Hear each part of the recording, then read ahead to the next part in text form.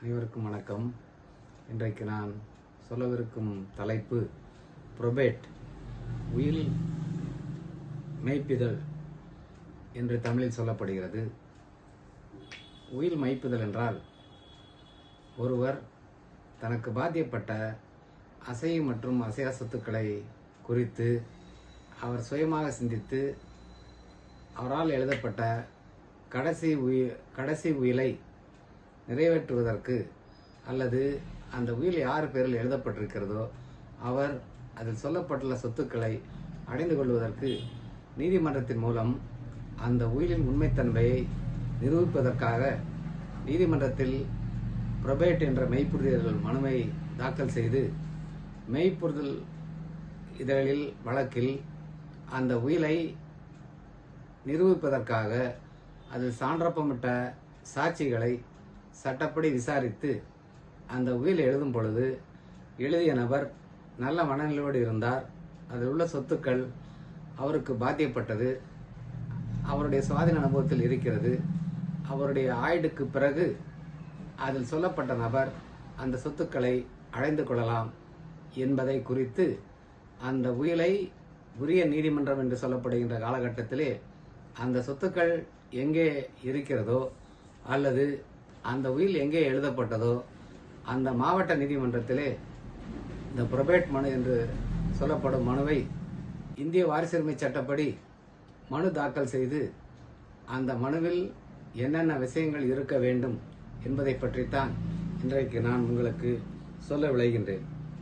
அந்த மனுவில் முதலில் யார் அந்த மனுவை தாக்கல் செய்கிறார் என்ற பெயர், அதில் யாராவது எதிர்த்தரப்பினர் இருப்பாரேயானால் அவர்களை எதிர்மனுதாரராக காட்டி அந்த மனு இந்திய வாரிசுரிமை சட்டத்தின் பிரிவின்படி தாக்கல் செய்யப்படுகிறது என்று சொல்லி அதற்கு பிறகு மனுதாரருடைய பெயர், வயது, தந்தையின் பெயர், விலாசம் ஆகியவை எழுதப்பட்டு அதற்கு அடுத்த பத்தியிலே எதிர்மனுதாரர் இருந்தார் அவருடைய பெயர், தந்தையின் பெயர், விலாசம் ஆகிய எழுதப்பட்டு அதற்கு அடுத்தபடியாக உயில் யார் எந்த தேதியில் யார் பெயருக்கு யார் முன்னிலையில் எந்தெந்த சொத்துக்கள் குறித்து எழுதப்பட்டது என்பதை குறித்து தெளிவான விவரங்கள் எழுதப்பட வேண்டும்.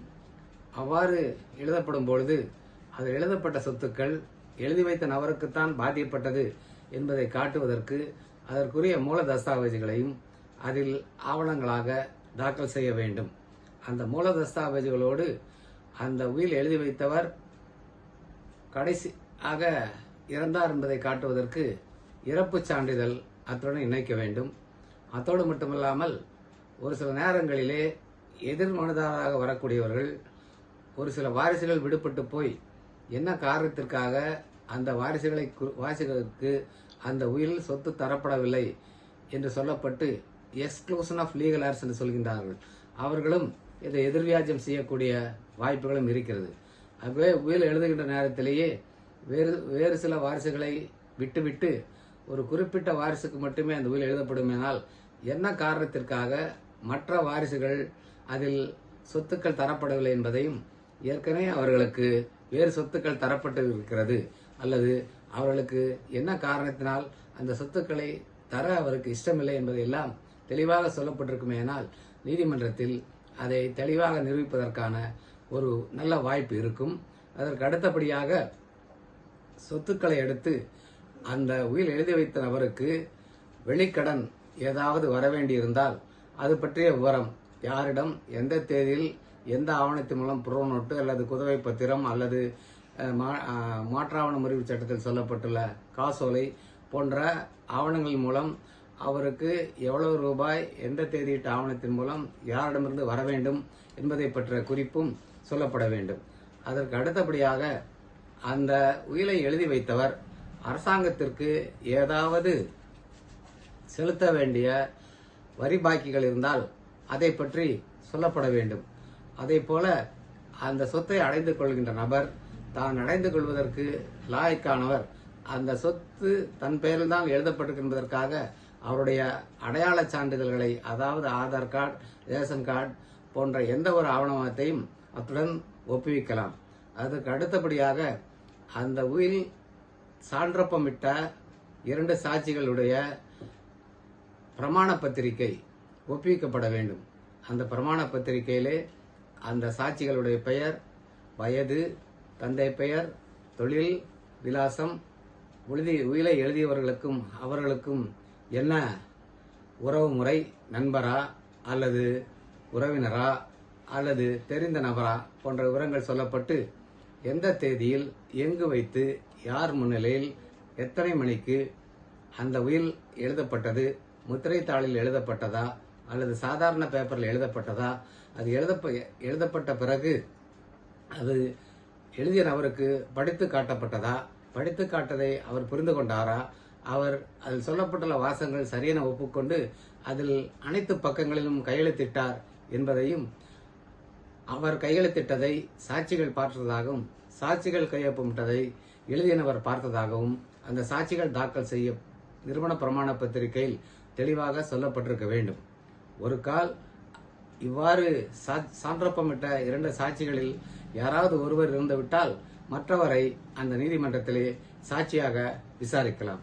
அதற்கு அடுத்தபடியாக இந்த சொத்தை குறித்து அந்த எந்த நீதிமன்றத்திலே அந்த வழக்கை தாக்கல் செய்தீர்களோ அந்த நீதிமன்ற ஆழ்வரை எல்லையிலே அந்த சொத்து இருக்கிறது என்ற ஒரு தனியாக ஒரு பத்தியும் போட வேண்டும். அத்தோடு மட்டுமல்லாமல் அந்த உயில் வேறொரு மாவட்டத்தில் எழுதப்பட்டு சொத்துக்கள் வேறொரு மாவட்டத்தில் இருந்தாலும் கூட அது குறித்து எந்த மாவட்டத்திலே சொத்து எழுதப்பட்டதோ உயில் எழுதப்பட்டதோ அந்த மாவட்டத்திலேயும் உயிலை தாக்கல் செய்யலாம் என்ற ஒரு பிரிவு இந்திய வாரிசுரிமை சட்டத்திலே உள்ளது. இதில் பலருக்கு பல சந்தேகங்கள் வரலாம்.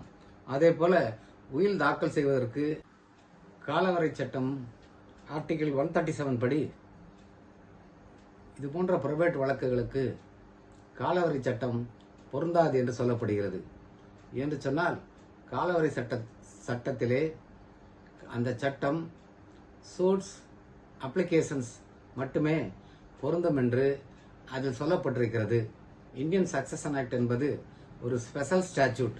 அந்த ஸ்பெஷல் ஸ்டாட்யூட்டுக்கு காலவரை சட்டம் பொருந்தாது என்று உச்சநீதிமன்ற தீர்ப்புகளும் உயர்நீதிமன்ற தீர்ப்புகளும் உள்ளது.